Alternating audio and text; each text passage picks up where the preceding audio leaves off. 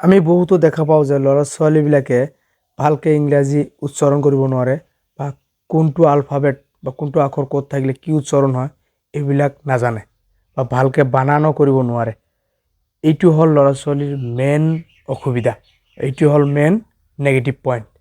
তো এইবিলাক basic knowledge নাথাকিলে ল'ৰা ছোৱালী কেতিয়াও ভালকৈ বানান কৰিব নোৱাৰিব, ভালকৈ ইংৰাজী স্পেলিং শুদ্ধকৈ কৰিব নোৱাৰিব।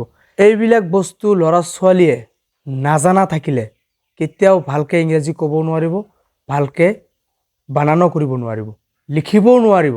কোনটো আলফাবেট ক'ত থাকিলে কি উচ্চাৰণ হ'ব এইবিলাক হ'ল বেছিক নলেজ, ইম্পৰ্টেণ্ট বস্তু হয়। এইবিলাক বস্তু ভালকৈ জনা দৰকাৰ, ল'ৰা ছোৱালীবিলাকৰ জনা অতি আৱশ্যকীয়।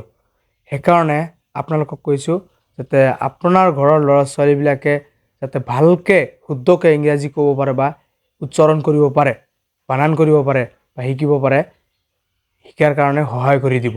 আৰু শিক্ষাৰ্থীসকলে ল'ৰা ছোৱালীসকলক এই ছিষ্টেমত শিকালেহে এটা ল'ৰা বা এজনী ছোৱালীয়ে ভালকৈ ইংৰাজী ক'ব পাৰিব, শিকিব পাৰিব আৰু স্পেলিং ভালকৈ উচ্চাৰণ কৰিব পাৰিব। এইটোৱে হ'ল আজিৰ মেইন বস্তু। এইবিলাক গ্ৰামাটিকেল বস্তু অতি প্ৰয়োজনীয়।